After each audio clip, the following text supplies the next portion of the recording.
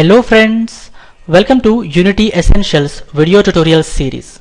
From the past few video tutorials, we are trying to understand terrain in Unity.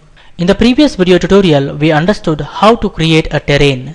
To create a terrain, we go to Game Object menu, say 3D Object, say Terrain. Next step is adjusting the resolution of the terrain. To adjust the resolution of a terrain, we select the terrain, we click on Settings button, navigate to Resolution section. Here we can set the width of the terrain, I set it 100, length of the terrain, I set it to 100, and height of the terrain, I set it to 100. This height indicates the maximum height of any hill, right? Or maximum height of the terrain, guys. We hold down the Alt key and left mouse button to rotate the view. We hold down the Alt key and middle mouse button to pan the view. We hold down the Alt key and right mouse button to zoom in or zoom out, guys. This you should remember. Alt plus left mouse button to rotate the view. Alt and middle mouse button to pan. Alt and right mouse button zoom in or zoom out. As I told that terrain is a sculptable plane. We can sculpt it or edit it to create any game scene or game environment. We can convert this terrain into some beautiful scenery, guys. To work with terrain, we need to take help of terrain tools. Here we have terrain tools. First tool we have is raise or lower terrain tool. Next we have paint height tool. Next we have smooth height. Next we have paint texture tool. Next we have place trees tool. Next we have paint details tool. We understand each of them one by one.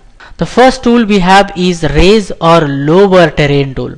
Raise or lower terrain tool is used to raise or lower terrain parts or area.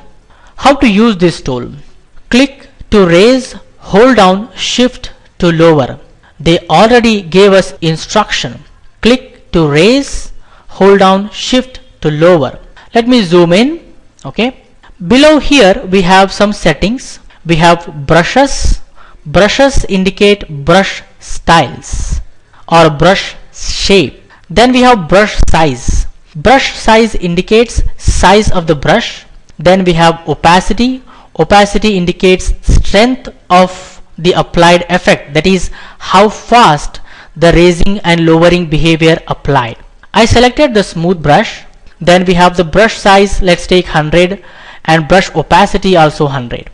If I start brushing here, I use the left mouse button, guys. If I start brushing, that area is going to raise very fast.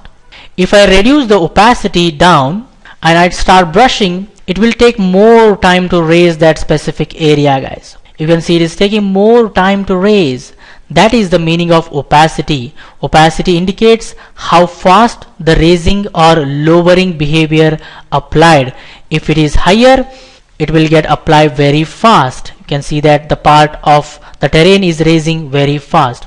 Next, we have the brush size. The brush size indicates the size of the brush. Bigger the size of the brush, it covers the larger area. You can see I have brush size 100, so it covers the larger area. It raises the larger area of the terrain. Whereas if I reduce the brush size smaller, then you get smaller hills, right? Takes a lot of time also, right? You get smaller hills, steep hills. So brush size is used to decide how much area should be affected. Then we have the brush style here. We can select different brush styles to get different hills.